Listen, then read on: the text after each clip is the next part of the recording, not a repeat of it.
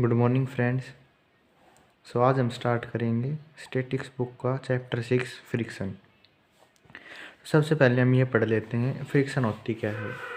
आपको पता होगा डेली लाइफ में हम जो भी वर्क करते हैं, चलते हैं, नोटबुक पे लिखते हैं, कोई भी जो हम काम करते हैं उसमें फ्रिक्शन का रोल ज़रूर आता है। फ्रिक्शन की वजह से ही हम लिख पाते हैं, उसी की वजह से हम चल पाते हैं। अगर फ्रिक्शन ना हो तो ये कोई भी काम पॉसिबल नहीं हो सकते। तो अब सबसे पहले देखते हैं फ्रिक्शन होता क्या है। फ्रिक्शन की डेफिनेशन क्या दी हुई है। The property of roughness of bodies by virtue of which a force is exerted to resist the motion of one upon another is called friction. तो ये क्या कह रहा है कि जो रफनेस होती है बॉडीज की, उसके कारण एक फोर्स लगती है जो क्या करती है, मोशन को रोकती है। कब? जब एक बॉडी दूसरी बॉडी के ऊपर होती है या फिर जैसे चलती है, तो इसको क्या कहते हैं, फ्रिक्शन। और जो फोर्स लगती है उसको क्या कहते हैं, फोर्स ऑफ फ्रिक्शन। अब यहाँ पे जो ये फिगर दिया हुआ है, इसमें हमने मान लिया ये कोई ए बॉडी है, ये कोई बी बॉडी है, और एफ क्या है, फोर्स ऑफ फ्रिक्शन इन दोनों के बीच। आर क्या है, नॉर्मल रिएक्शन।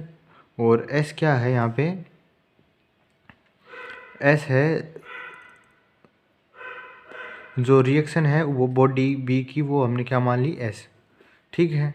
अब नॉर्मल रिएक्शन क्या होता है, जो भी फोर्स होती है उसके जो परपेंडिकुलर हम या नॉर्मल एक खींचते हैं उसको क्या कहेंगे, नॉर्मल रिएक्शन।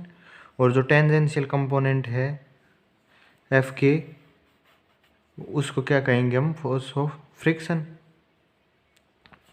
इसके बाद हम पढ़ेंगे फोर्स ऑफ फ्रिक्शन कितने टाइप की होती है।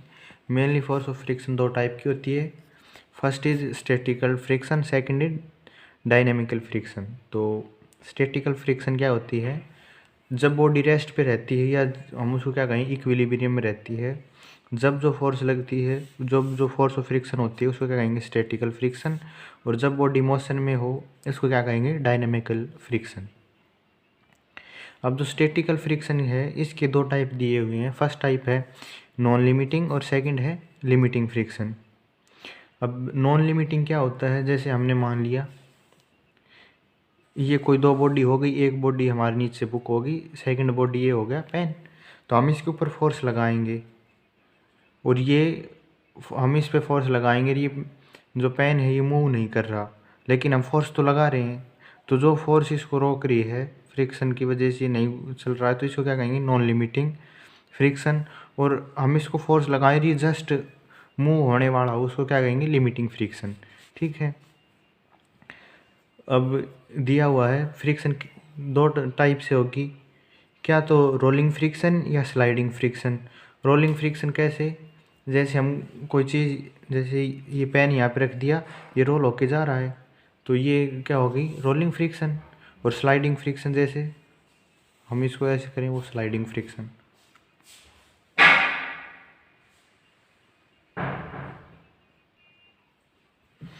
अब यहाँ पे दिए हुए हैं कुछ लॉ ऑफ फ्रिक्शन। तो फर्स्ट दे रखा है स्टैटिकल फ्रिक्शन के लॉज और सेकंड दे रखा है डायनेमिकल फ्रिक्शन के लॉज।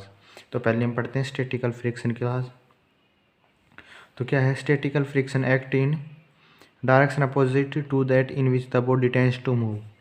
तो स्टैटिकल फ्रिक्शन ये होती है कि वो मूव नहीं करती, एक तो जिसमें वो मूव करने की कोशिश कर रही है, अगर हम इसको इधर से यहाँ से फोर्स लगा रहे हैं, सामने की तरफ मूव करने की कोशिश कर रही है, तो जो फ्रिक्शन है वो इसके अपोजिट डायरेक्शन में एक्ट करेगी। और सेकंड क्या है, the magnitude of this force is just sufficient to prevent the body from moving. तो जो इसके ऊपर फोर्स लग रही है वो क्या है कि वो बस इतनी ही जस्ट फोर्स है कि वो बस इसको मूव नहीं होने दे रही। अब लिमिटिंग फ्रिक्शन के लाज क्या दिए हुए हैं, the direction of limiting friction is opposite to that in which the body is about to move.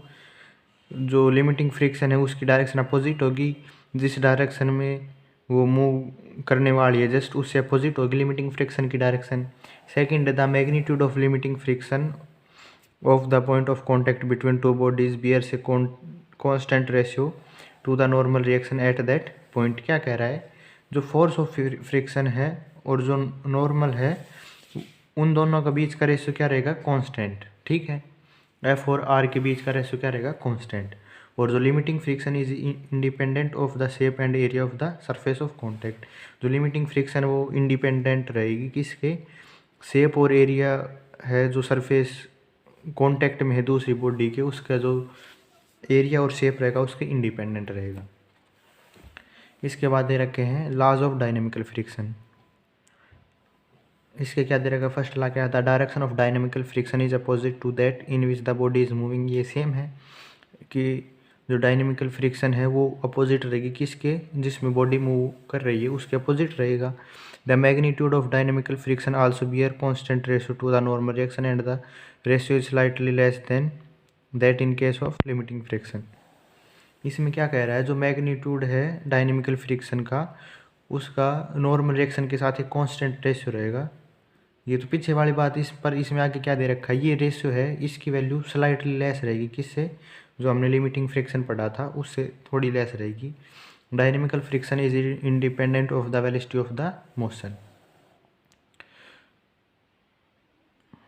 जो डायनेमिकल फ्रिक्शन है वो किसके इंडिपेंडेंट रहेगी, वेलोसिटी ऑफ मोशन के। ठीक है, अब इसके बाद क्या दिया हुआ है वो पढ़ेंगे, कोफिशिएंट ऑफ फ्रिक्शन। ये क्या दिया हुआ है, coefficient of friction, the constant ratio which the limiting friction bears to the normal reaction is called the coefficient of friction. जो कांस्टेंट रेशियो, एक डेफिनेशन हमने यहाँ पे पढ़ा था इसका जिक्र, constant ratio to the normal reaction, और एक हमने यहाँ पे पढ़ा था constant ratio to the normal reaction. तो ये यही कह रहा है, जो कांस्टेंट रेशियो है जो लिमिटिंग फ्रिक्शन और जो नॉर्मल रिएक्शन उनके बीच का है उसको ही हम क्या कहेंगे, कोफिशिएंट ऑफ फ्रिक्शन। और जो लिमिटिंग फ्रिक्शन है उसको हम किससे डिनोट करते हैं, एफ से, और नॉर्मल रिएक्शन वो किससे डिनोट करते हैं, आर से। तो एफ अपॉन आर ये किसके इक्वल है, कांस्टेंट के। कांस्टेंट हमने क्या ले लिया, म्यू, तो F upon R is equal to mu, और यहाँ से हम क्या लिख सकते हैं, F is equal to mu R. ये रिलेशन हमें एंड तक याद रखना, बहुत इंपॉर्टेंट रिलेशन है। इसके बाद अब क्या दिया हुआ है, रिजल्टेंट रिएक्शन। तो रिजल्टेंट रिएक्शन क्या होगा, जो ये डायग्राम हमने पीछे देखा था इसमें जो एस है वो क्या है, रिजल्टेंट।